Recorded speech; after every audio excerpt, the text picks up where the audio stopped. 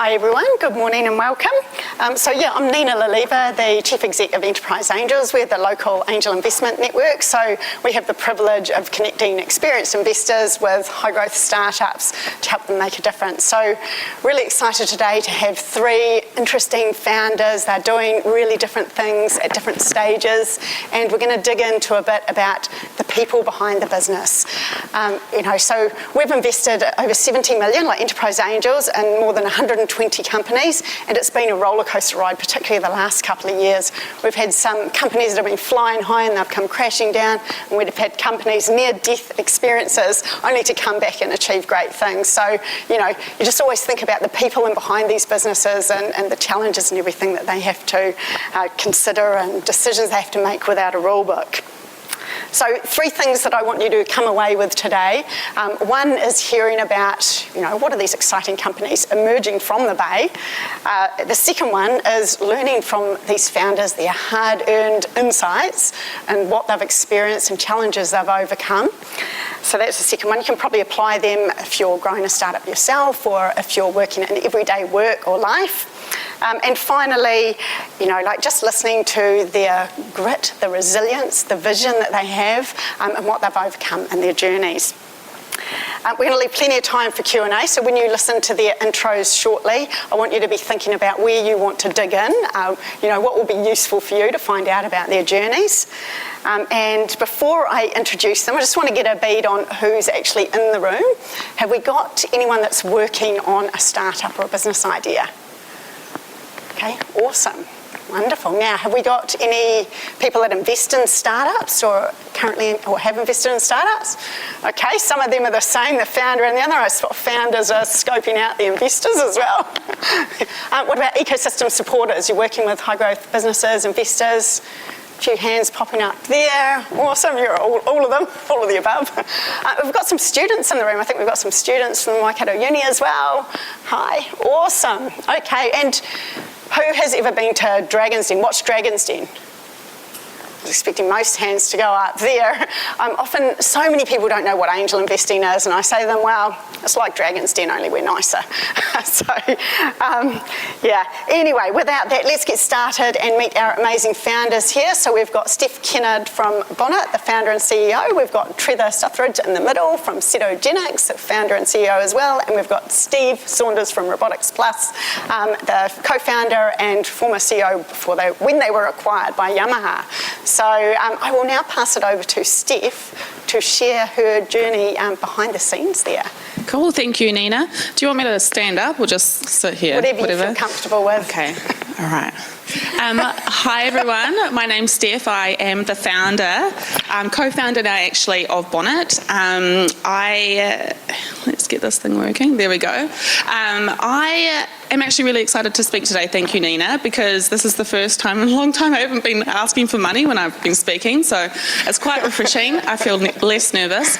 I'm going to be speaking about something today that I actually haven't shared before, and it's like the first time I'm sharing the story, and it's more about, I guess, like my journey of how I got to doing Bonnet, and yeah, it's just, I guess, what it is. I feel like it's quite interesting. But first I'll tell you exactly what Bonnet is. So 3 years ago, I launched a consumer app on the Play Store. Essentially, it was a pretty straightforward idea. People would put in their number plate and it would link up with the NZTA and tell them when their WOF, rego and road user charges were due. What ended up happening is that we had a huge amount of businesses come to us and say, what you've built is replacing our fleet spreadsheet. You need to build this online. My office manager just needs to use it on the computer. And if anyone's ever tried to find product market fit before, when you've got 100 people emailing you to build something they'll pay for, you bloody listen. So what started as a consumer app basically quickly morphed into like a fleet product for businesses. So in 4 months, I turned around and built the web app version of Bonnet. And had a lot of beta testers go straight to pay it after we launched, which is insane. So fast forward to today, we've got over 90,000 vehicles added to the platform and over 1,000 fleets paying us, I think, like from the likes of Rocket Lab. Like we've got some insane, amazing clients now. And it's very much developed from what you see kind of here into full telematics and some really, really cool stuff that I'll talk a bit about later. But I'll take you back, I think 17 years ago, to when I was 15. My childhood was like no dad. My mum like always saw her struggling for money, and I thought to myself, I had this like burning urge from I think like honestly 7 to 8 years old of always wanting to like do something and be someone and just like get out of what I felt like was a very confined feeling when I was growing up in Christchurch. So from breeding rabbits and selling them to breeding pigeons and selling them to like the paper run, and I even like boned chicken for $6 an hour at the bakery, and the guy, he was French, he made me do a whole bag again, like a big rubbish bag. He was a dick. To basically getting to 15, continuously bunking school, like I just couldn't really just sit still, like I couldn't really be told what to do, to managing a retail store in Westfield Riccarton, and not really sure what I was doing, but I just wanted to do something. My uncle came down from Auckland and said, you should come work for me. I've got a web design agency. And I was like, well, that seems fun. Like, I'll do that then. So I went to Auckland to work for my uncle, which is a very much a legend, like in his own right. He used to travel, I think, in the 70s with the F1 drivers around Europe and paint like massive murals for these F1 drivers. Incredible artist, and he basically decided to come back to New Zealand and like have a family, and obviously you couldn't do that here. So he thought to himself, like, what am I going to do? It was the .com boom at the time, and he thought, well, I'm actually just going to, like, all of these OEM domain names are available, like I'm just going to buy them all. And he bought Mercedes-Benz, BMW, like all of them in New Zealand, and he basically built them all a website and took them to him and said, like, here's a website. If this internet thing takes off, like, you'll have to hire, like, well, you'll have to basically pay me. They were like, oh, okay, sweet as. So 15 years later, when I was working for him, I was working on all these like massive OEM brands that hadn't left him because he was pretty good at what he did. And I would get to work each day and basically spend 3 hours pressing these buttons to push like API feeds. And I guess after about 15 whiteboard sessions, I kind of understood how data flowed and like how it worked. And what he had created was basically dealers that needed to show their vehicle listings, and Trade Me was already around, and the sales guys would need to basically upload it twice. So we built a system in the middle called Car Updater that basically fed all of the data, but for some reason it wasn't automated yet, and it was just me every morning for 3 hours. And from him I learnt a passion for vehicles. I learned how data moved, and that if there was really a software out there, it was just data made to look pretty, and everything really is data at the end of the day. And then also the KISS principle, like really good design is simple design and 3 clicks and you're out, right? And so I worked for him for 5 years and left as the senior designer. And then got poached by Fiat Chrysler, which is distribution for like Chrysler, Jeep, Dodge, Alfa Romeo in New Zealand. And because I was self-taught, I did pretty much most things for them visually out of the brands, like their radio campaigns, to their websites, to their TV commercials. Like, used to get the running footage out of Detroit and make the TVCs, and we had the highest spend on like TV at the time, and it was made by like a 21-year-old. They was trying to get the format right for the first 5 times to send it to the network. And then I got it, and then I just kept doing it. And then I got basically bored 3 years later and decided to create an agency, and said they'd have to hire 5 people to replace me, or they could just use my new agency. And the CEO was like, you're a dick, but okay. So then I had my own agency when I was like 24, and conceptualised Bonnet just because of the way that data worked. Sat on the idea. I was like, the TAM's massive, but surely someone's going to build this. Like, I just haven't found it yet. And yeah, sure enough, no one had done it. So I decided to build an app. I was like, well, people are making lots of money from apps. Like, surely there's something here. And I just started to build it. I built it completely wrong the first time, had to rebuild it, and launched it 4 years later, I would say. and this is me putting it on the teak ecosystem page in New Zealand, and honestly, thank you. If anyone had actually seen it in there, it went off, and it got quickly picked up by One News, and we basically had 30,000 cars added in the first 10 days, and it didn't break. It worked, and it was such an insane feeling. I remember so vividly, having a shower thinking, holy, what? This is actually working? You kind of go to sleep, thinking about your idea and, getting really excited about it, but then to actually have it work and to have it validated in the way that I felt like mine was validated was an extremely amazing feeling. We got to the top of the New Zealand full app stores, not just utility, and to stay up there for quite a few days and stuff like that, it just means you're getting, huge attention, which just was, amazing. A year later, we launched paid plans. Absolute flop. We didn't realise that we didn't test that Stripe wasn't saving credit cards, and so we had a couple thousand people sign up. Never got those back. We're just learning error. We ended up launching it again, running around trying to figure out what I was selling for 6 months, and then actually worked it out. And it's a full fleet product today. So we actually have a full free system for our consumers, up to 5 vehicles for free, and it acts as a top of funnel for us. So 90,000 vehicles, 93% is actually consumer, where we make all of our money from fleet. We've got full telematics tracking, GPS. We're like the Canva for fleet management. We just make it simple. If anyone's ever seen a fleet management company, it's like DOS put through a shredder. It's just extremely hard to just even understand. I don't understand why these men just make it so difficult. And as of 3 weeks ago, we've just launched Vehicle Connect, so we can connect into anyone's Tesla, BYD, Mercedes, just with the number plate and the consent flow, obviously. And we are now doing Auto Ruck, which is first in New Zealand for consumer, and also hardware-free vehicle tracking for fleets as well. So pretty epic. I'm super proud of how far we've come. And there's a few people missing from this team, but this is us a year ago. I think there's a few more of us now. And we are excited about the future. We are basically ramping up to launch into Australia in the next few months and do our seed raise. So it's been a pretty incredible journey.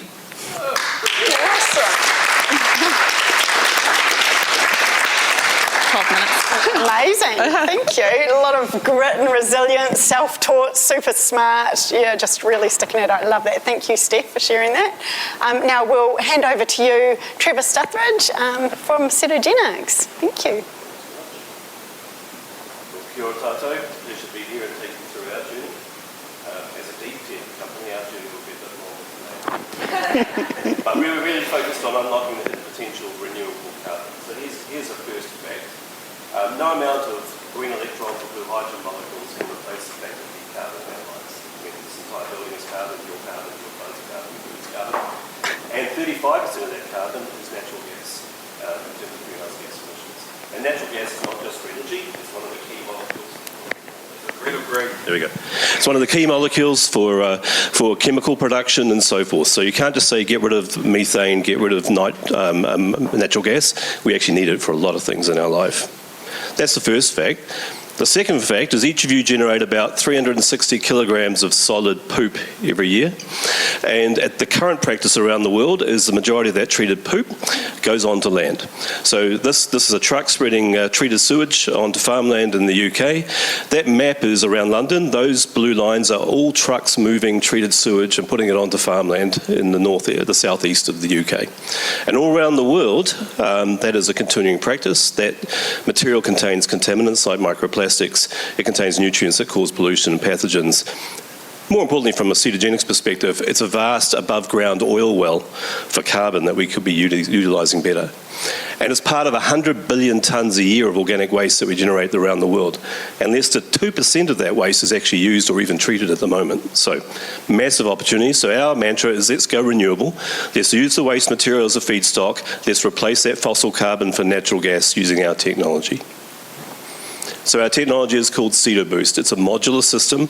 One module will treat 25,000 tonnes of material. To put that in context, that's all the sewage discharged from Tauranga in one module. Put that in context, that'll make enough natural gas for 3,300 houses in New Zealand. So this is a waste-to-gone technology. Our technology uses temperature, pressure and air, no chemicals other than that, to break down organic waste and waste plastics. And after 30 minutes, we regenerate this ceto juice, which is a clear liquid. There's no solid waste left at all. The ceto juice is then fed to make renewable natural gas and generate replacement, zero carbon replacement for natural gas. And we recover green ammonia and phosphorus, which we return back to primary industries as a feedstock and a fertiliser. We eliminate over 95% of your poop and cow poop and food waste, etc., by doing it this way. So this is a really positive disruption with respect to waste to energy production and waste to X production. We're waste agnostic, so we can take a broad range of feedstocks, whether it's industrial waste, food waste, manures, etc., even plastics. We don't have to dry it, which many of our competitors have to do. We like water. From an energy perspective, we generate 40% more natural gas than our competitors, and our energy return is 10 kilowatts for every kilowatt of electricity we use, so we're an energy positive system.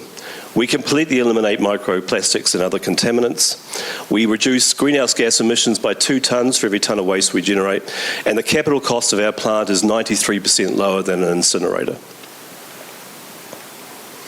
So where can we use our technology? Well, the opportunities are vast. In urban deployment, it can be used in municipal places, wastewater treatment plants, of course, industrial processing. But we have dreams of putting it into apartment buildings because it's small and compact, hospitals, airports where there's a lot of waste. Cruise ships is a great one. I'd love to do a cruise ship because they have to transport their waste and bring it back. They can't dump it at sea. So if we eliminate their waste and turn it into energy, they lower their fuel bill. Biggest market by far is rural deployment. Food production, agriculture, particularly animal manures, and horticulture, green waste and so forth from plant production. How big is the market? Well, even now, there are over 37,000 sites around the world currently making renewable natural gas from waste streams. However, they're only about 50% efficient, so they struggle to be economic, and the other 50% gets disposed of onto land and is being regulated out. Those current 37,000 sites represent $110 billion US for us as a market, just for retrofitting.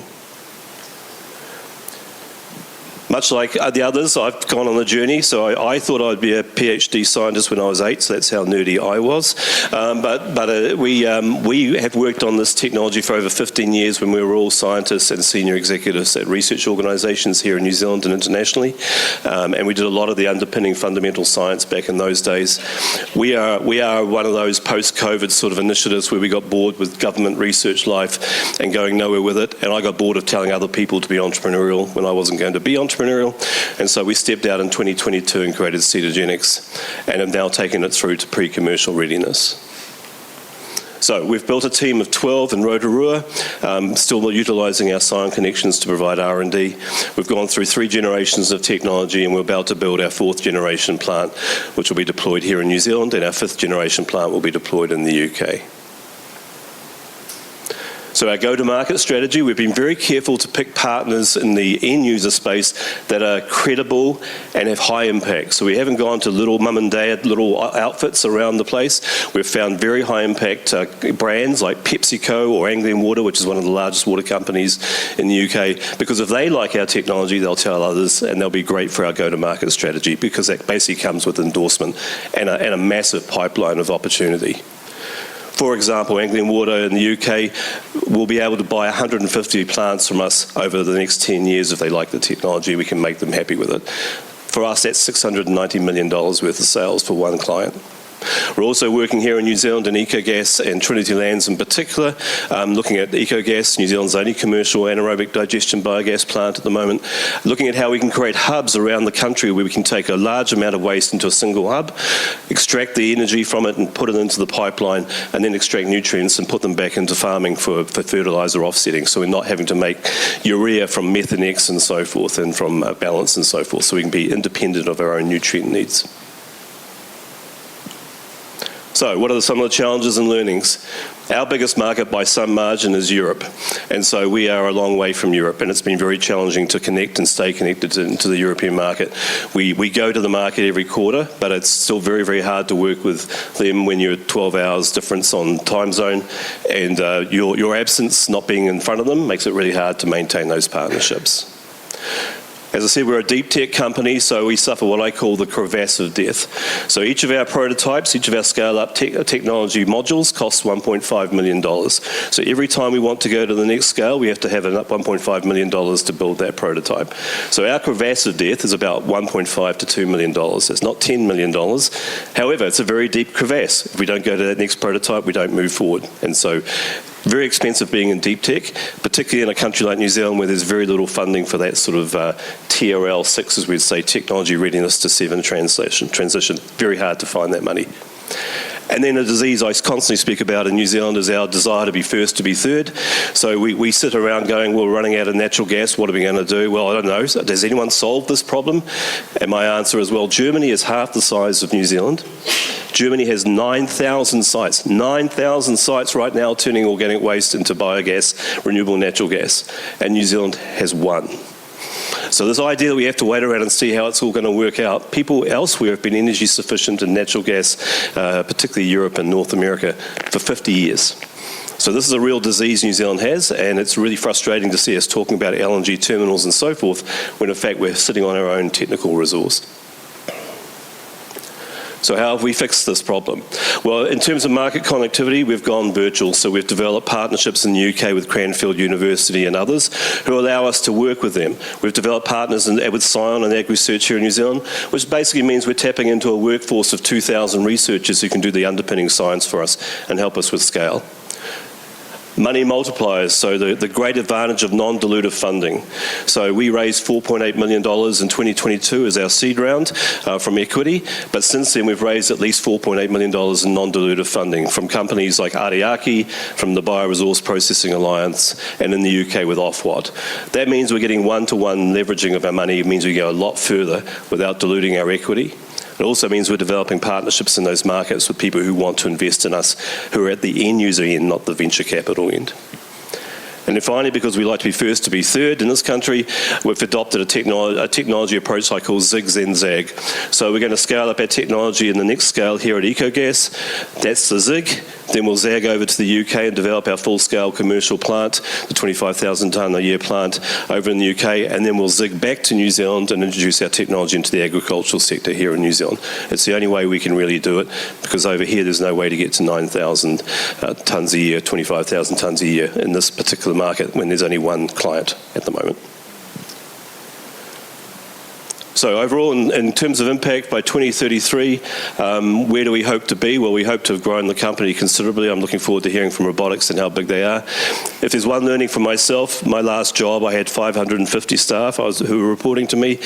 Now I have 11. I think it's really hard to run a small company. Really, really hard. You've basically got 1/10 of everything as a person, and you have to deal with 1/10 of the people all the time. I think with small companies are much harder to run than a 550 company, in my opinion. That's my learning, at least. So in terms of 2033, we've grown, hopefully. We expect that our clients will be treating about 3.5 million tonnes of waste. We'll be generating about 26 million cubic metres. To put that in context, 50 of our plants in New Zealand would replace 80% of all the manure in the country and would generate about 20% of our natural gas in this country, just from 50 sites. We'll be replacing 11,000 tonnes a year of fertiliser with green ammonia. We'll be offsetting about 7 million tonnes of greenhouse gas emissions by eliminating greenhouse emissions from waste and also replacing natural gas with a zero carbon natural gas. And all going well by 2033, we expect our profit to be about 150 million a year. So that's what Cetogenics is doing. We're building renewable futures. We're doing it by that convergence between two issues. How do we defossilise and become energy sufficient and energy resilient? Also, what do we do with all that waste that we're spreading around the planet and polluting it with? So we build renewable futures with no waste left behind. Kia ora.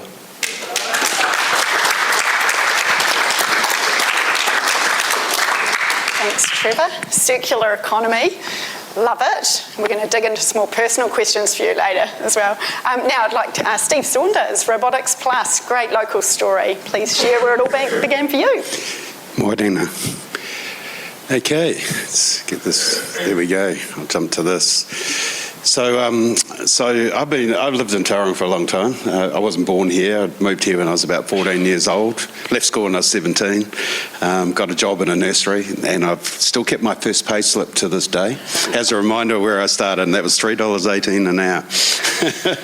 Sweeping floors and potting plants. But I had a passion for agriculture, and so I worked in a nursery for a year, and then I actually went to Australia, did my first startup, which was an interesting one, and then came back to New Zealand and actually worked in the horticulture industry here for a few years until, I think, 1997. I jumped back into being in business for myself, and I had a big career in ag, built a number of companies, orchard management companies, the largest pollen company, the largest single-site kiwifruit pack operation here in Tauranga, which is Mount Pack in Toriko, so I was the founder of Mount Pack.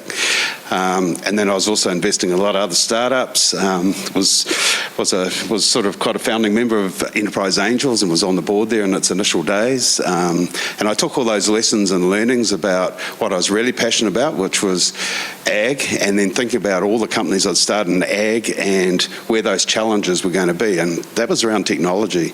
And when we were thinking about this, I was thinking about this in 2008, and ag's a long game. In 2008, the other fellow in the picture there, Alistair, I got interested in what's happening in automation. So I went looking around the universities in New Zealand and I found Alistair. He'd just finished his degree with first class honours in mechatronics engineering.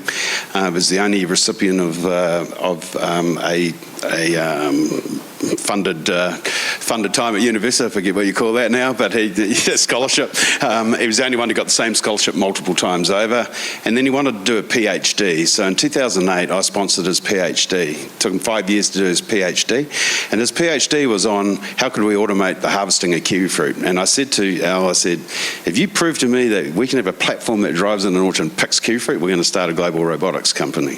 So he proved in his PhD that we could harvest a kiwifruit. So I gave him 50% of the company because I can't build robots. I can sell stuff, but I really wanted someone with the brains to really around the technology piece.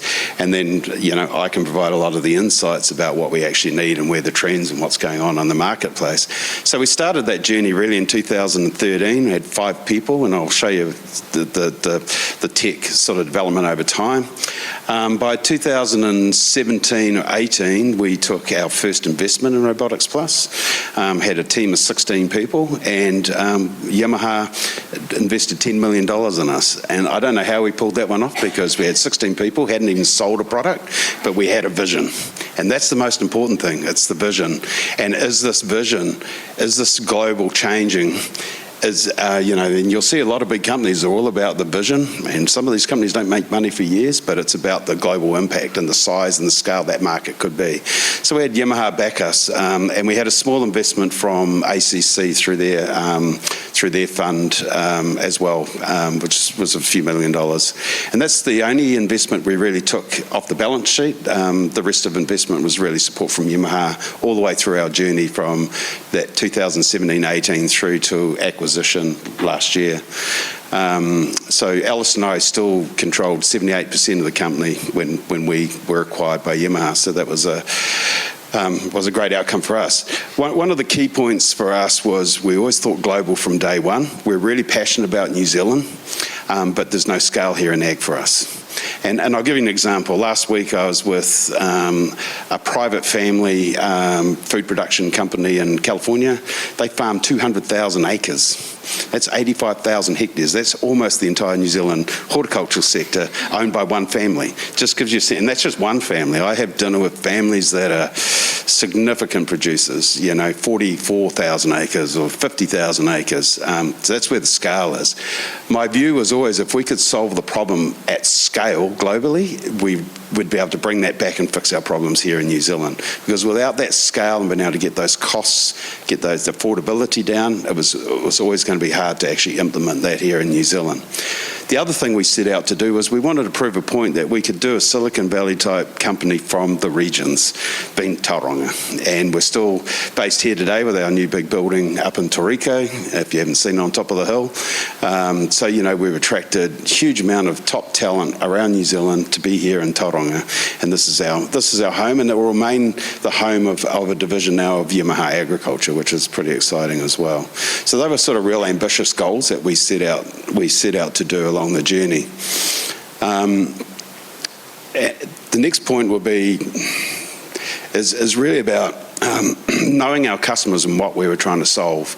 And it was really understanding this thing about food scarcity. It was going to become a major issue in the future, you know, also around labour challenges, a whole range of things in ag. So, and really understanding our customers was a key part. And me coming from ag, I was able to open doors in places around the world that a lot of people wouldn't get into, to being able to really dig into what's driving, what sort of ROIs, what sort of problems do we need to solve, how do we shape our business to really solve that customer problem.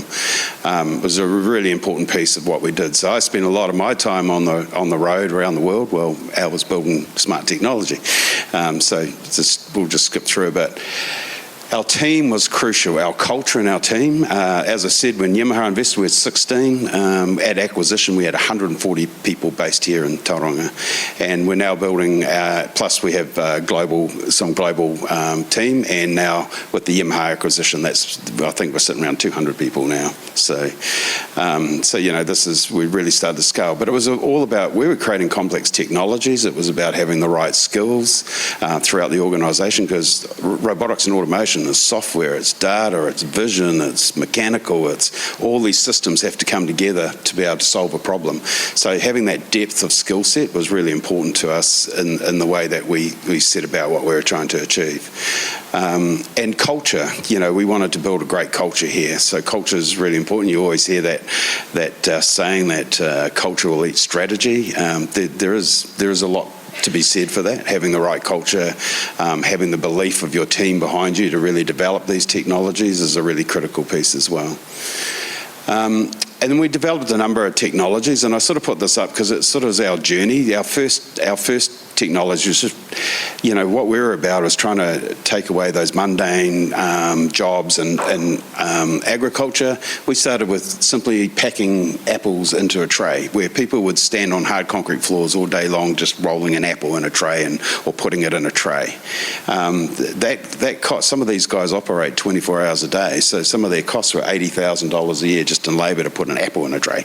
So, you know, how could we automate that? So we started with the robotic apple packer. That was the first technology that really led to part of our Yamaha investment. It was also our first technology that we used to sort of go through the concept of actually developing something, but actually manufacture it, put it in the market, the support and service, all those things. If you know, I talk to a lot of my investor friends, they'll say, hey, the idea is great.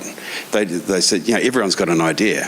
What the most important thing is, how are you going to scale it? How are you going to manufacture it? How are you going to distribute it? How are you going to service it? Those are the things that investors look for, because the idea is always good.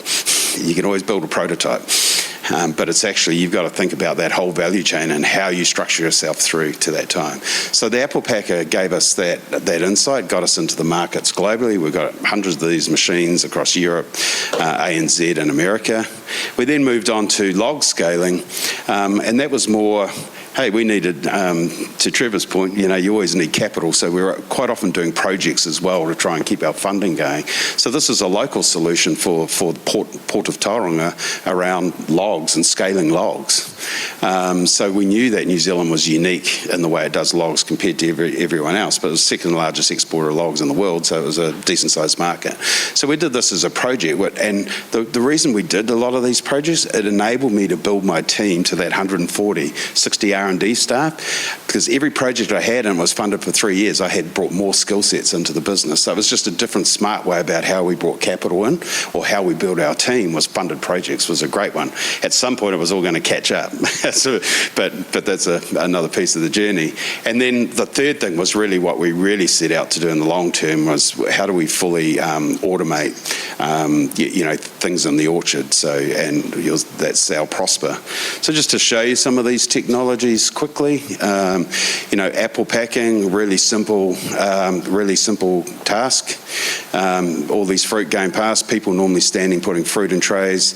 Our machine can pick up the fruit, can look at the colour, put colour side up, stem and calyx orientate the fruit, put it in the tray, and send it along its way to go into a box filler. So basically removing a lot of those manual, meaningless sort of jobs, standing on hard concrete floors all day. So that was our first, and be able to take that all the way through from prototype concept to full market immersion was a really important step in our journey. The next technology, to get this clicker sorted out. There we go.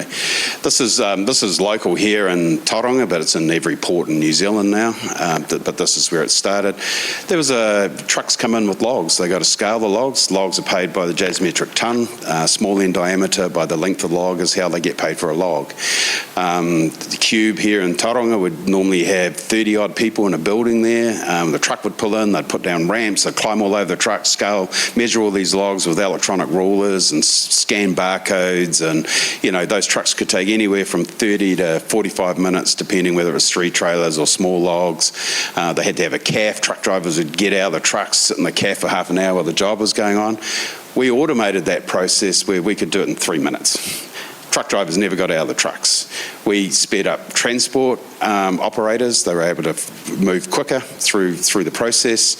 Now you have one person on that site that just makes sure trucks don't drive off while it's been scanned, or keeping the doors open. And that is a combination of robotic technologies. Really the buzzword AI is machine learning. So we take a series of photos, we stitch them together, we apply algorithms over that. We were able to scale the logs to 99.5% accuracy. We were actually too accurate because their tolerance was like getting it 70% right. We're at 99.5. We were giving value away because we were so good, so we had to dial it back a bit. But that's a really interesting thing. So we did trucks, so that was cool. And then they said, well, we have all these trains that come into Tauranga as well. So let me move. This problem with this clicker. There we go. So they then came and said, well, you've solved the trucks. What about all these log piles on the port? There's our beautiful moa.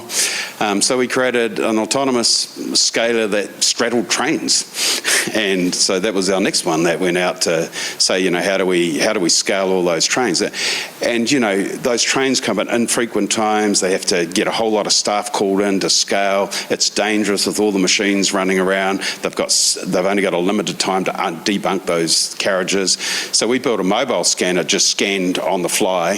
So basically we could do the same thing we're doing with trucks, and then just move down the rake, and then the loaders could be just coming in behind, taking the logs and putting them in piles, all that data straight into their database.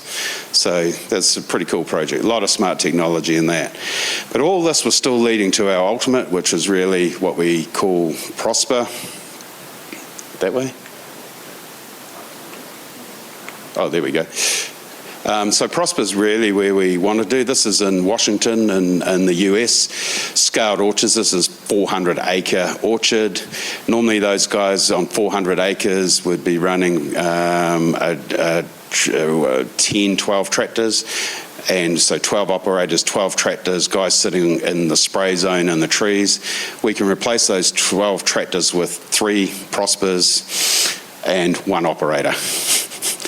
So you can see the economics. And what Prosper is, what we wanted to do was all about the drive around carbon reduction, as Trevor's talking about. So this is a diesel electric. So this machine is fully electric, apart from we run a diesel engine to generate the power, because battery power for us was not there yet for long operational efficiency. Secondly, most of the orchards don't have the electric infrastructure to charge a fleet of electric vehicles. So we created a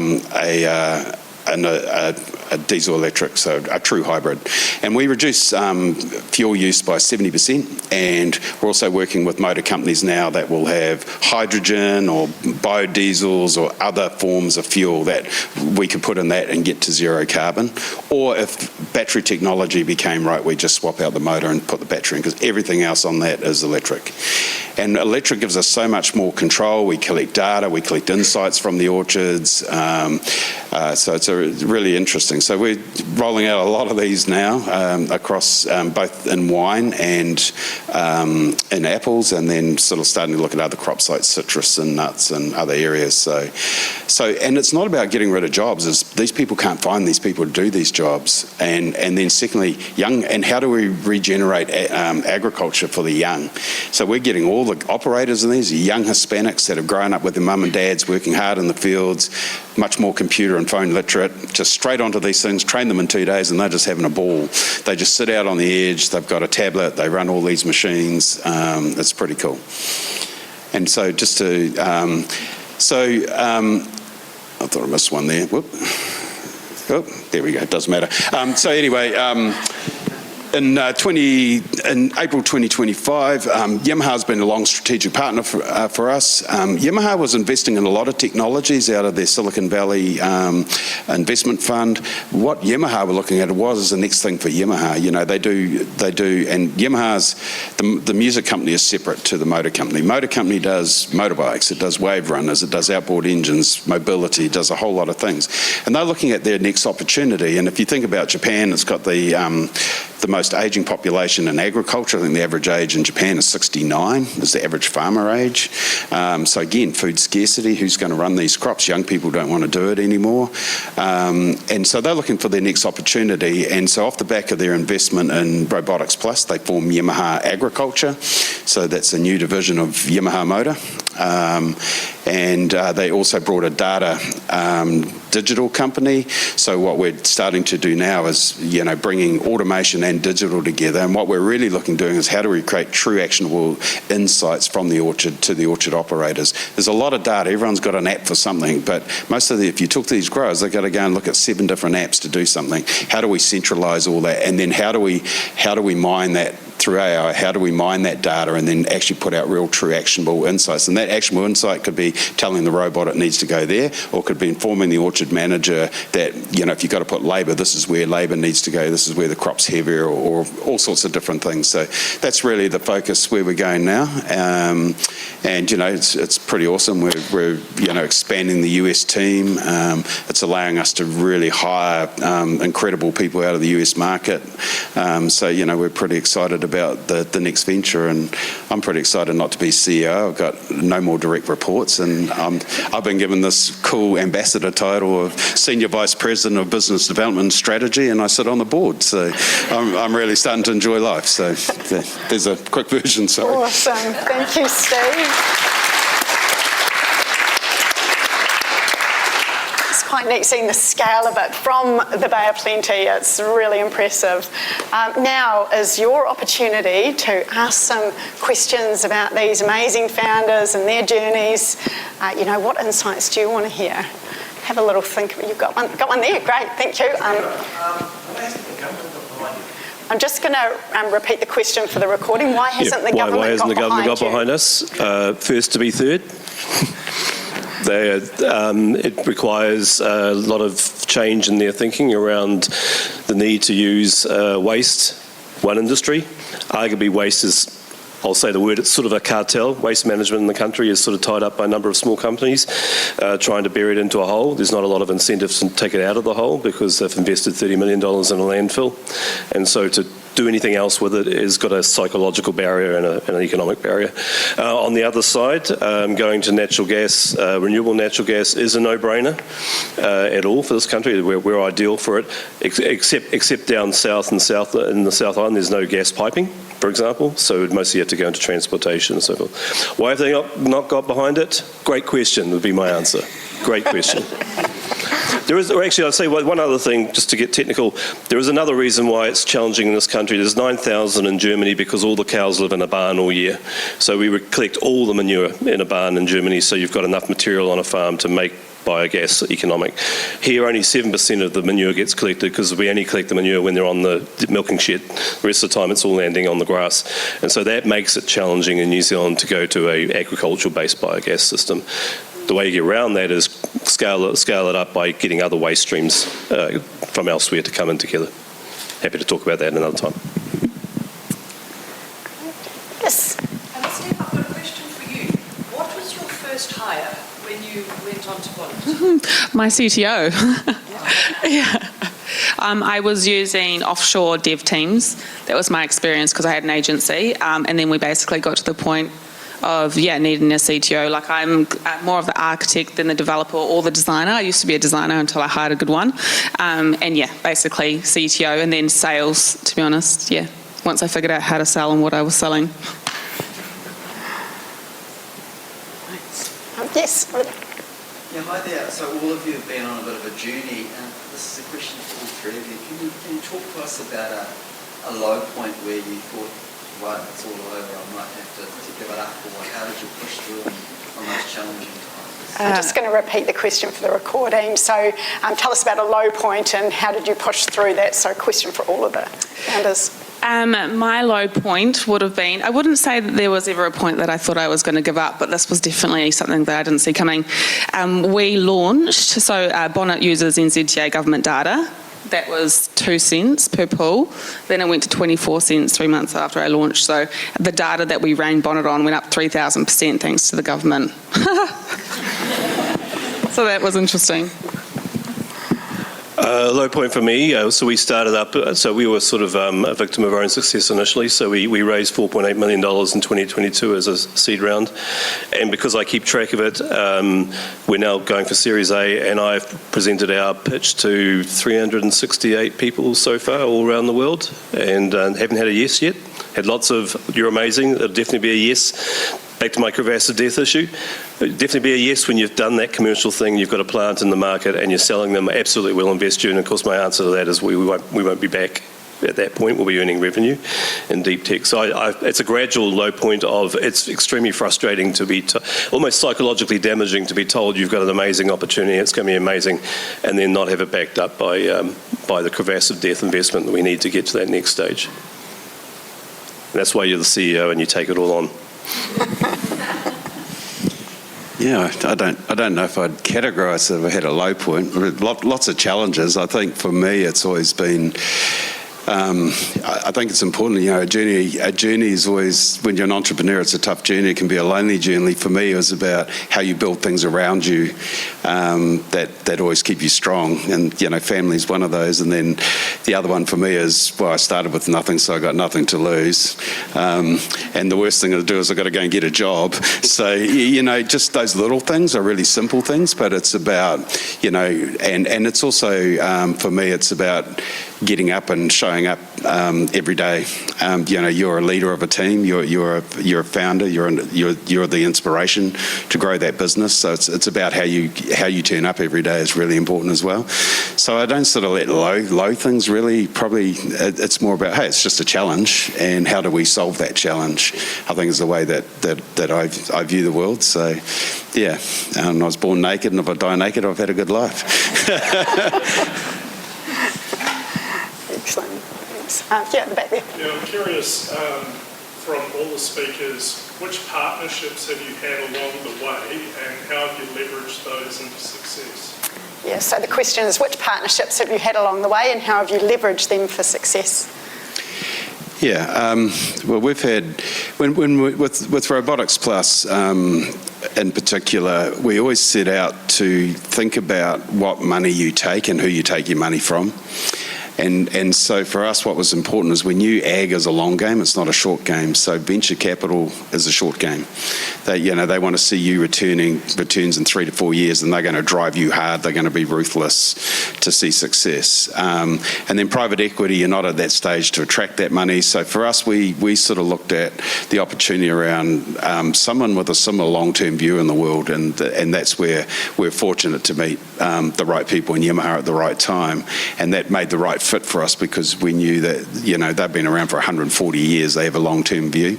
They're also patient money, and if they believe in you, they'll grow with you. My grandfather always said to, if you ever borrow money or take money, make sure you do it big enough that they can never walk away from you. So that was always a good part too. People find it hard to walk away from $10 million. So, and then it's really working close in that partnership. It's been present with them. It's working together, and Yamaha's been a great partner. It's not easy working with a Japanese corporate at times, but they've been a great partner. They've been supportive all the way through our journey, and as long as that we're showing the growth and that we're achieving the things that we're setting out to do, then they're great. So I think the important message there is always think about what money you want to take. What is your journey? Do you want to be here? Do you want to be long-term with your business? If you just want to start something and get out as fast, well, it's a lot. You've got to think a lot about where you take your money from. That would be the best advice I can give. Probably two. One is Scion and Ag Research, or the Bioeconomy Science Institute now. Basically, that's 1,000 people R&D resource that we can tap into at any time we need to do deeper research or fundamental science.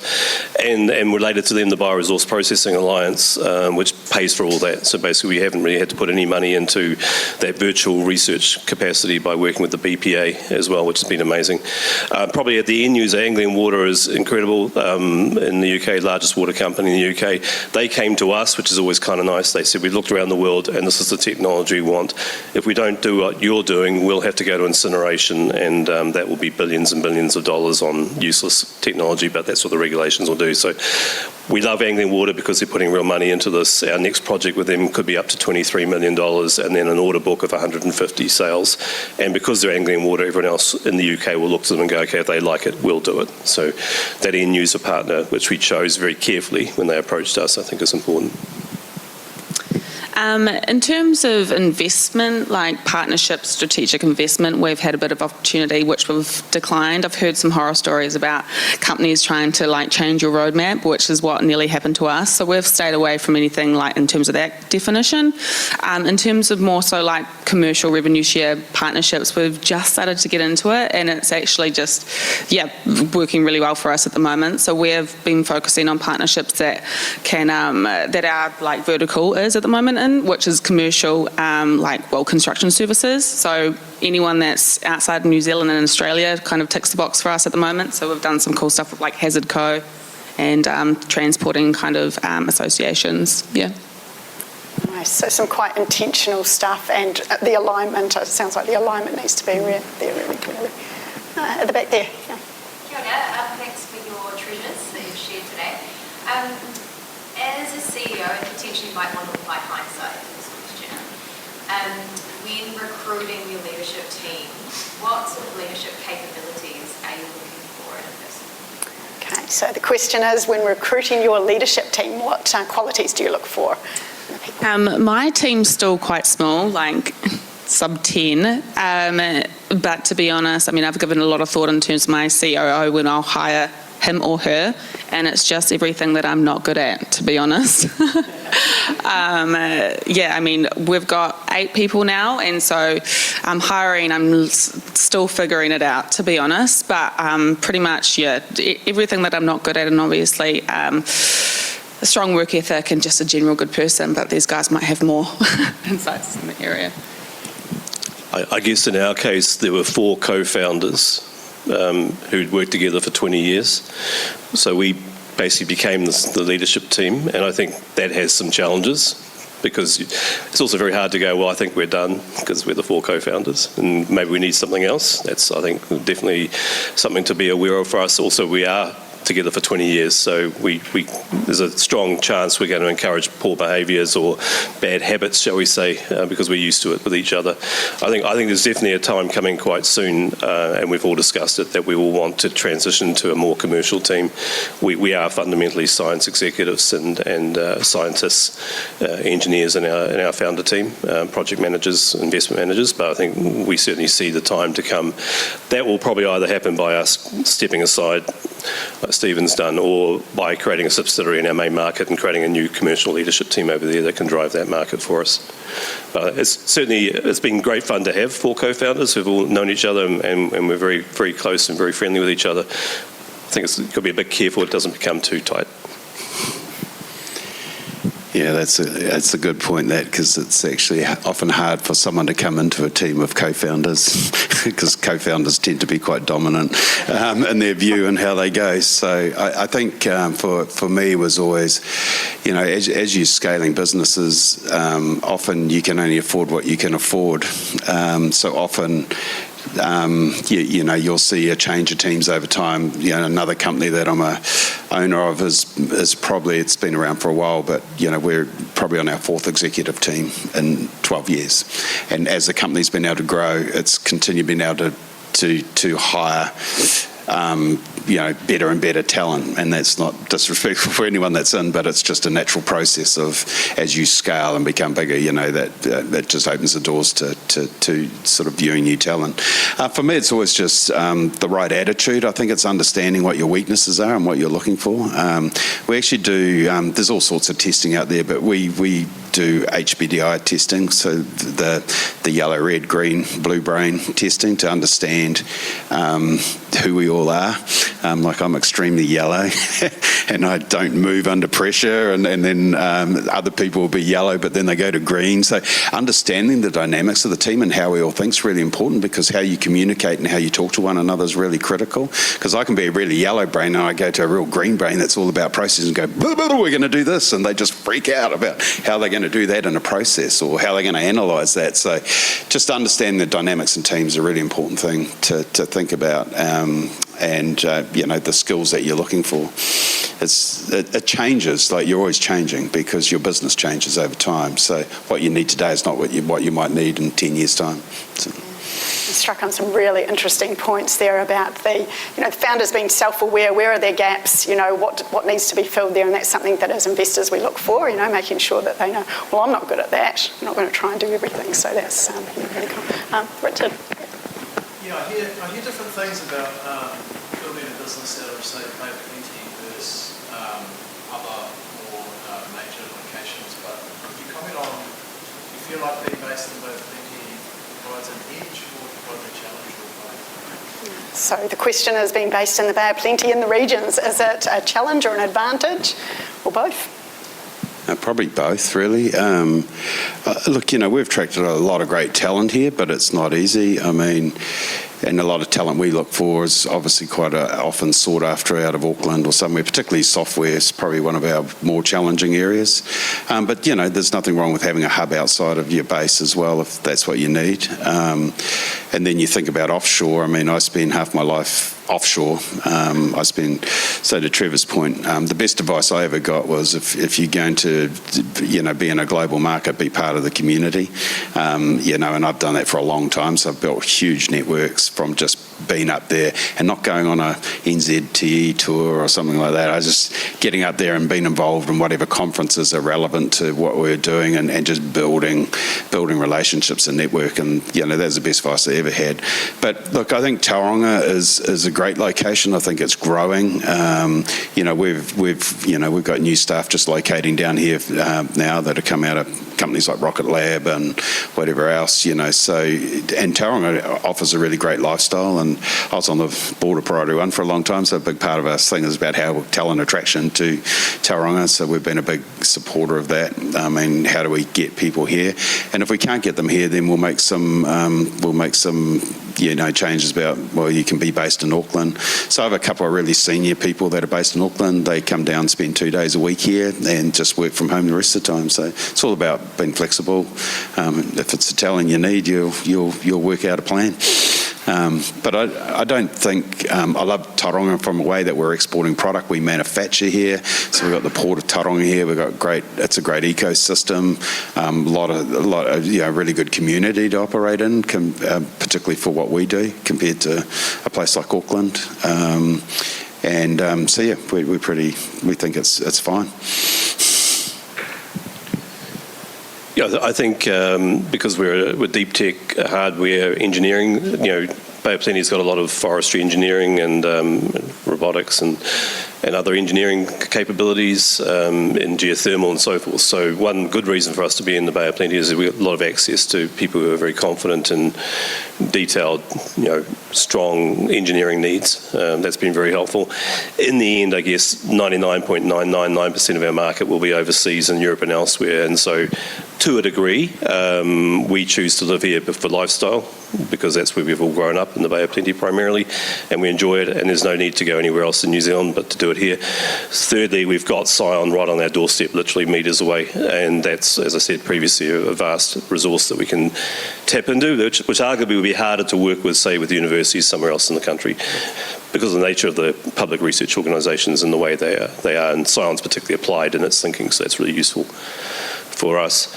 I think the only thing I find a little frustrating for myself as a CEO and a co-founder is, I think, the large cities, startup environments, venture capital ecosystems forget about the regions quite a lot, and a number of times I've been told, we're having drinks tonight, do you want to come in and have drinks? And I go, well, I could do that, but that's a 3-hour drive to Auckland, have a drink and drive home again, or stay the night and spend lots of money on an airfare.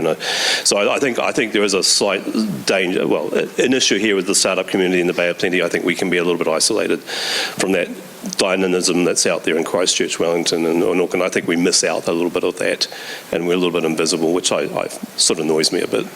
Not that they're doing any better than us, but I think we just...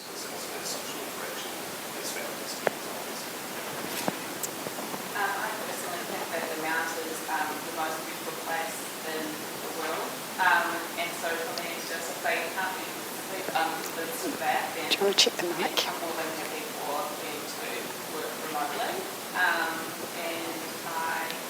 Yeah, I've come to the realisation that we're going to have multiple offices around New Zealand and Australia. I think, yeah, it is. We're finding it super hard to find software talent here. So you just got to work with what you've got. But I'm not moving. Got a lot to offer in the region. Yeah. I mean, for a population size, I think we really punch above our weight in terms of backing innovation. But yeah, there is that number of people, and it's a fact. Yeah, in the middle here. Hi there. Well done, everyone. Insights. You've all started out as a founder and taken on the role of CEO. How have you done that transition and upskill to become a CEO? Okay, so the question is that transition from a founder to becoming a CEO, how have you managed that? My honest answer, I'm not sure if I'd say, because my investors sitting over there, but I mean, for me personally, I'm very much of a creative architect, and I'm good with people, but it takes a left step when you're kind of needing to, I guess, wear the black hat sometimes. You do a great job. I mean, yeah, so we... I guess, to be completely honest, I'm dyslexic, and I guess the hardest part for me was just the amount of financials and end-of-month reporting, and I just put everything through AI and basically was explaining this to me like I'm a dummy. I feel like I've totally gotten it now, and we're really good, but all of that stuff is just I didn't finish school, so I certainly didn't sit through any accounting classes, so it's just about learning what you kind of have to learn. I mean, I think it's amazing now, and but you just have to take it on the head and just be well, I've just got to upskill here, or hire someone hopefully to put it in, fill that gap. But yeah, I mean, I hear a lot of stories about people that step aside at 20, 30, 100 people, because this is now a complete different kettle of fish than what they kind of thought it was going to be. I'm definitely not there yet, but I can kind of see how people would end up like that. And I guess to counter that, you just want to build the most amazing culture. Yeah, nice.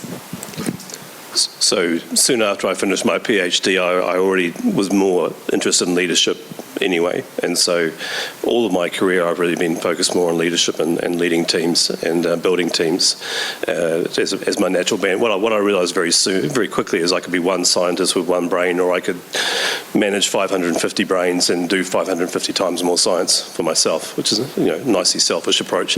And the only way you can really do that is to be one of the top leaders, because if you're a middle manager, you get told what to do. So I've as a matter of philosophy and what drives me, I've gravitated to leadership anyway. anyway. As I said earlier, my challenge, I think, in this role is actually I was a senior leader in large organisations for a long time, and they're very different things to do. You have 300 people running the company for you, and your decisions are sacrosanct because you're the boss and you say something and everyone runs around and does it. And then when you're in 12 people, it's so much harder. It feels much more like you've got to be much more diplomatic, more consensus-driven. You've got 4 co-founders, so there's a much more sense of a flat organisation that you can't be the top co-founder. Sometimes it's a little bit challenging for everyone, but I am the boss. Especially when you're married to the chief operating officer, that's also a dynamic. But yeah, I think I came with a lot of experience of large organisations and being a CEO equivalent in large organisations. My challenge in many ways is arguably how to dumb myself down, and that's been challenging. Yeah, just employ smart people. I think that's, in all honesty, I always sort of worried about, as the team grew, could I make a good CEO? But it really comes down to what should a good CEO actually do? And it's about empowering people. And for me, it's always about just asking the right questions. It's about shouldering the team from some of the more painful parts that we go through the journey, and asking good questions and showing up every day and inspiring and leading. So I think it's just getting that right attitude. I think you don't have to be the smartest person off the CAD rank, but it's for me, I think I've always just been an intuitive person. So intuity plays a lot in that, and being able to read what's going on, being able to get the information you're given, employ smart people, empower them. I think all the way through our journey, I've always been very strategic about when I bring a hire on. So I'd read all these books, and I brought head of people and culture on at the executive level when I had 40 staff, because everything I've read says culture's everything. And, that was the best move we ever made. We built culture, we built the systems around performance reviews, everything. So, everyone was heard, there was good systems, good processes. It's just sort of as you grow through your journey, what's strategically important for the business, find the smart people and show up and just listen, lead, and ultimately make a decision, and you got to stand by your conviction. That's the big part of it, is ultimately as a CEO, you got to make the end decision. Depending, some boards will make the decision for you, but that's probably not always ideal. But, it is you make the decision, and you got to live by that decision. It's all about having good people, providing good information, having good conversation, and making the right decision. Nice. Can I just double click on working with your COO, who's your partner as well? Maybe share a little bit about that personal journey and how you manage that. It's a true joy.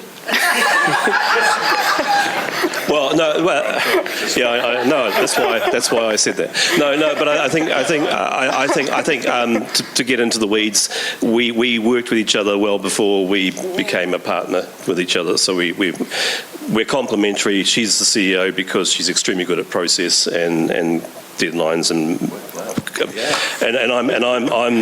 I'm the strategy space cadet ideas guy. So that's a nice balance in the company as theoretically at home as well. So that's sort of how that has worked. I will say though, and may have come across this, I will say for some investors that's a major problem. And I think we've had absolute no's on, we do not invest in husband and wife teams because they get divorced apparently, and then they take half the company or something. And I like to say, well, I've known my CEO for 30 years and I think we're pretty stable and we're not going anywhere. And this person's known their CEO for a year and a half. So what makes you think they're going to get on better than I am going to get on? But that is incredibly frustrating to do that.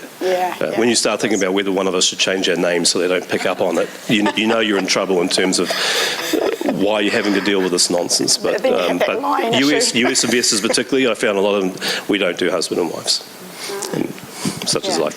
Yeah, interesting. Sounds like you've got a good match there, good complementary skills, which is awesome. In the middle here. My business is bridging the generational gap in the workplace. Right now we're facing the biggest generational divide in history in the workplace.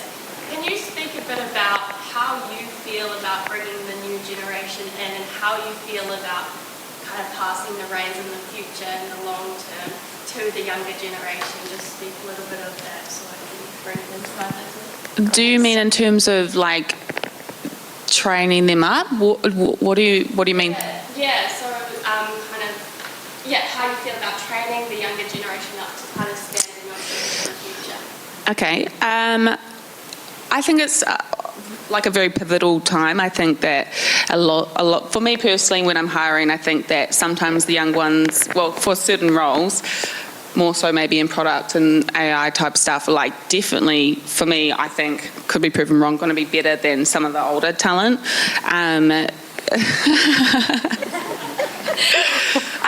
So, I mean, I'm very keen on creating quite a young team, to be honest. And I think that the way that they're thinking is definitely different to what we were thinking at their same age, and I think it's to be embraced.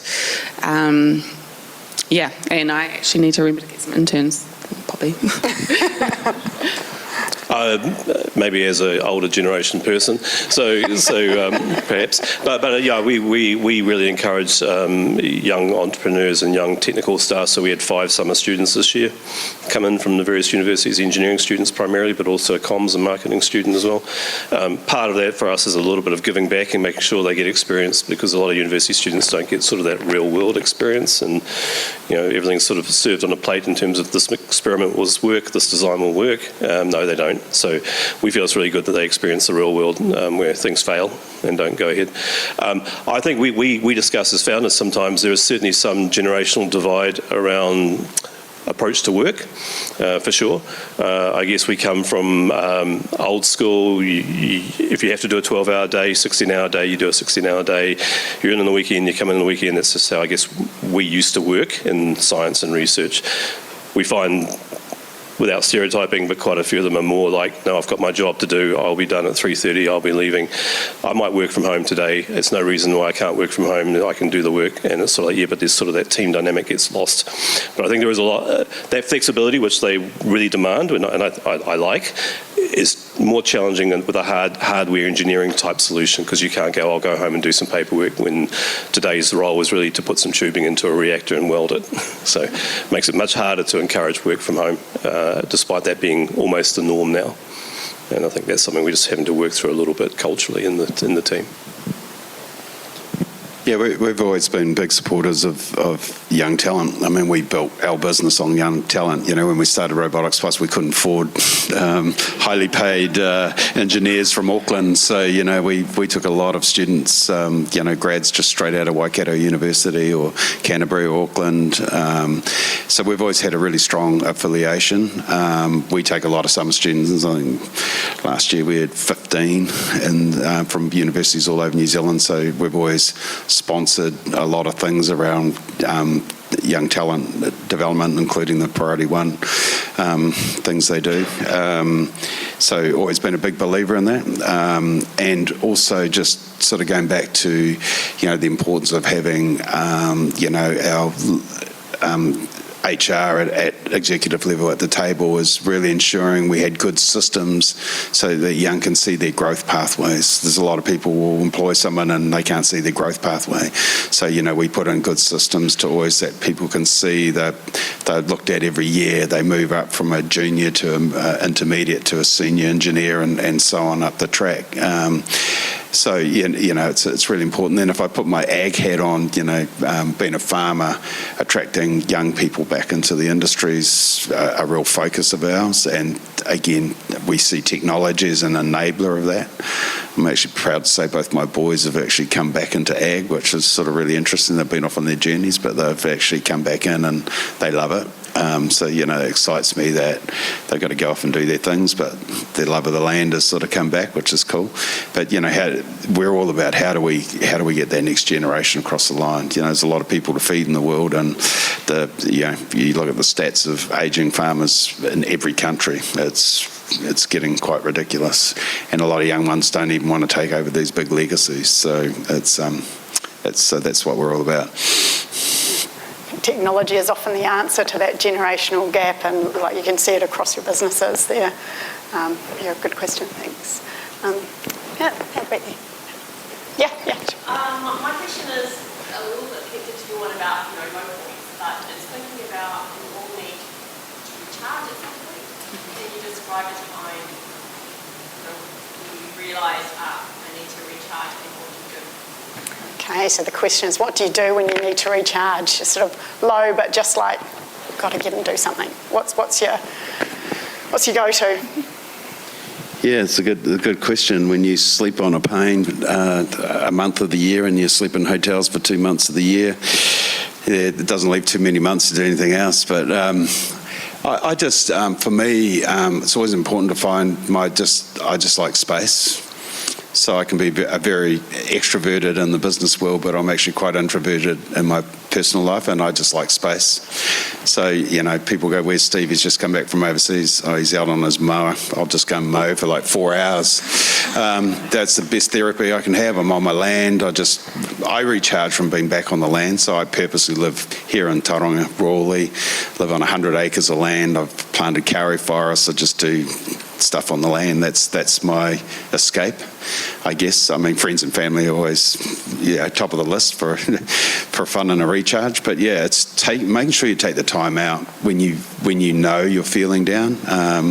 Don't feel guilty about just saying, hey, I'm not coming to the office today, and just go and recharge, because you're better to do that than turn up to the office in a bad way. I always talk about this thing, you got to show up every day with your good face on, no matter how tough things are. So if you need that space, take that space. So everyone's got different things. I love to listen to music, love to drink wine. So catch up with friends, and then just processing time for me is the most relaxing thing. Just being able to get everything out of my mind. Yeah, I think the Guild's an interesting one. So our company's based in Rotorua, but I live in Tauranga, literally up the road there. So I commute to Rotorua 4 days a week. I do that partly because I feel I need to be in the office to be seen as the CEO and not be too distant, because I could easily not go in at all and just dial into Teams. So that means I'm working another 15 hours a day in the car doing that, and that's a good recharge. Listen to podcasts and other things. But my go-to recharge is what I'm doing tomorrow. Now I've got over the Guild. We've got a converted garage on a quarter acre at the top of the Coromandel. I'm going up there for 4 days.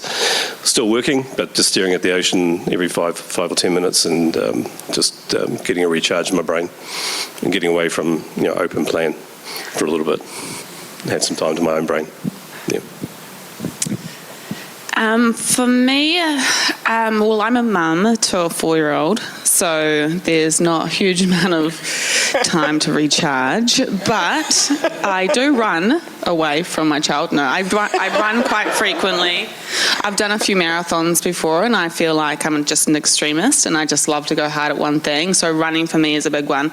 Unfortunately, the mount's shut at the moment, so I'm not really running. I probably should start somewhere else. But yeah, for me, it's just exercise. That's massive. And yeah, hopefully I'll go on a holiday next year. Do you guys get your 20 days holiday a year? Do we? I think they might. Yeah, what's a holiday? What's a holiday? Okay. Negotiation with Yema is how to deal with all my accrued leave. Yeah, nice. Okay. In the middle there. Yeah. Possibly one for all of you, but Steve, you mentioned specifically how important it is to know your customer, understand their pain points, and shape the business to really solve those problems. So all the noise and all the pain points and all the insights that you can gather, how do you really choose which problems you can solve and then commercialise those? Okay, so the question is, how do you choose which problems to solve for your customers and choose which you're going to commercialise? I guess we went down the track where we sort of created the technology for the customer. So the cliche Steve Jobs things, create something before they even know they wanted it sort of scenario. But that came from insights. So that really came from understanding the industry and knowing that we had to create something that was uniquely different. And we took a lot of insights to help shape that.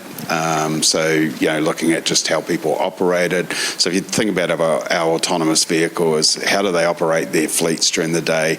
Where are their where do their costs occur? I mean, simple things. Our machine can turn row to row. Now, for some people that goes whoop-de-doo, but for farmers, most machines can't turn row to row. They'll turn every second row or every third row. So there's a lot of efficiency loss just even in a turn to filling a machine, to having to go and fill it up with diesel, or all the maintenance on the machine. So, all those insights fed into how we sort of shaped our autonomous technology. And also, a lot of people make a solution that does one job.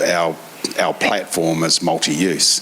Just things like that. The ROI won't stack up if we just sprayed. We need to mow, we need to herbicide, we need to do all these different tasks that a tractor does with a human on it. And so, again, spending time with the customers. What mowers do they use? What sprayers do they use? What are the challenges with all of those things? Just building that, having a good product team getting engaged and really digging into some of the specifics of it.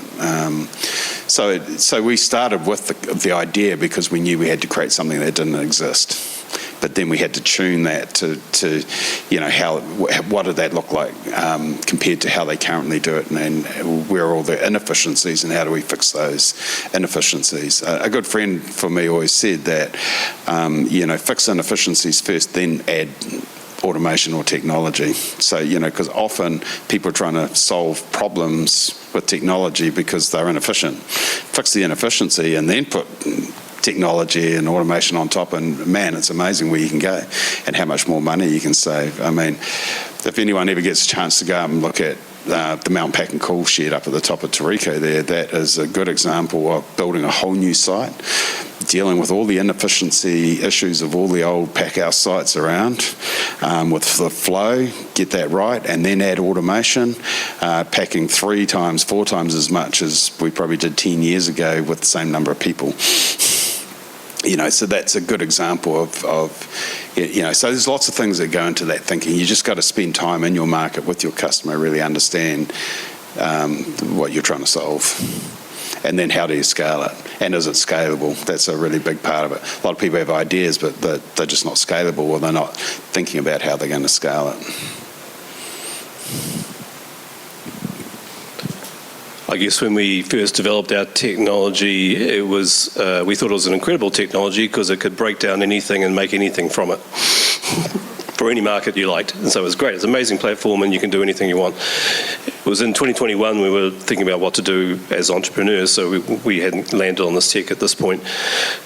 We started thinking and looking around, and we had an epiphany basically in our discussions. The first thing was that the Ukrainian crisis meant that Europe was about to go to energy resilience and energy self-sufficiency, so there was going to be a massive demand for renewable natural gas. The only alternative to natural gas from Russia in Europe was to turn agricultural waste streams into renewable natural gas. And we went, well, we do that. Tick. The second epiphany was, and they're not going to be able to do that because all that waste is contaminated with microplastics and other things, and they're all worrying about microplastics. And we said, well, we break that down. Tick. And probably the most important epiphany was the average size of those sites is about 25,000 tonnes. Our pilot plant is 25,000 tonnes. So we won't even have to scale up to the original sort of 1 million tonne plants that we were originally talking about, biorefineries. We've already got to that size in terms of the general concept of what we're doing. So the third epiphany was, I think we're already somewhat ready for market with the work we've already done over the last 15 years at a research organisation. Those were the three sort of conversions, and that was what the epiphany was. Essentially, the market has come to us. So we waited. We didn't do anything with our technology for 10 years because we had other things to do, like travel the world and get other jobs. So it was realising by being very open to what I call strategic serendipity, keeping our eyes open, watching patterns and going, the market has come to us. So that was our epiphany. And then the next part of that was to go, okay, who of those people, that triangle, who's got the most pain, who's going to be the most open to this? Because waste management is a cost. People don't really want to do it. It's a luxury in some ways. Who would be in the most pain? And we said the UK water sector will be in the most pain. And that's why we sought out them as to our sort of primary sector. So it's very deliberate and very strategic in our thinking as we set up the company, based on a lot of circumstances that were entirely circumstance. We did a whole lot of things over 15 years. It turned out, by some luck, the market moved right into the sweet spot that we already occupied. Could you repeat the question for me? Sorry, was it about product market fit? Yeah, it was just about understanding your consumer. You hear a lot of noise about the insights you could solve 300 problems, and how do you narrow down the crux of the problem rather than... Right, yeah. So I'll talk about our fleet side because we are kind of in two verticals. So the fleet side for us, which is like 95% of our revenue,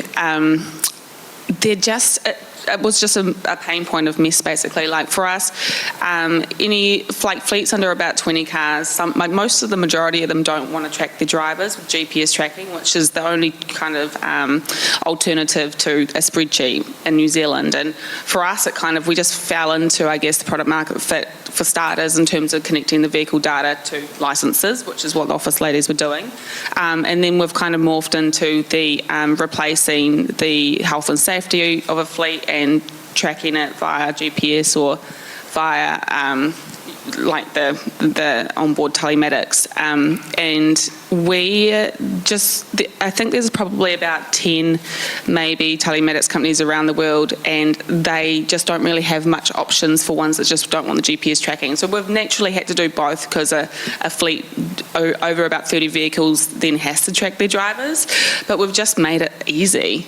We've got dynamic pricing. I don't know if anyone knows about eRoad, but they're just bullies in the market, like Navman and eRoad, and it's just, they just don't know how to run a company, I feel like, in this modern age. And the CEO just stood down, like, I'm not surprised. And you just have to be a good person. You just have to pick up the phone. Like, I mean, I would say it's not rocket science, but, like, I mean, it does turn out like it seems like it is, right? Like, how hard is it to create a good, like, looking product, then you pick up the phone? Like, I just, yeah, I know once you get to a certain amount of customers, they kind of start telling you what they want, and then you start to figure out which ones are actually going to make you revenue, and I mean, the roadmap writes itself at some point, I feel.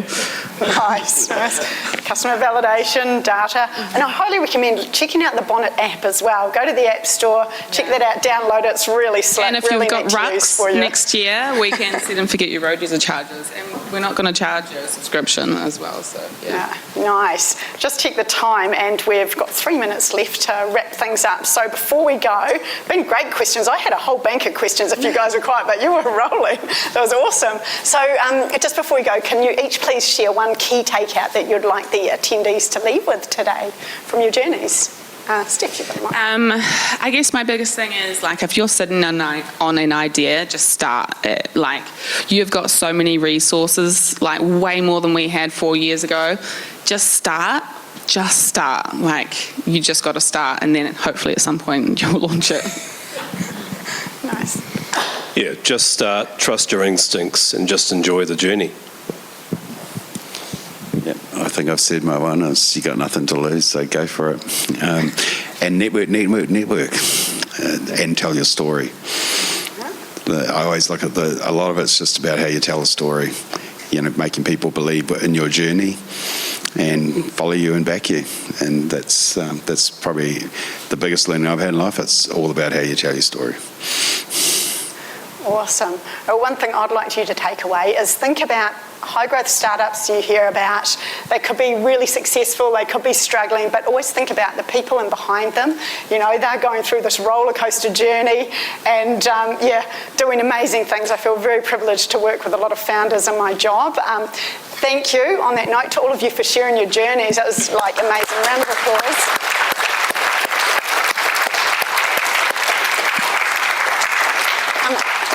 Now, we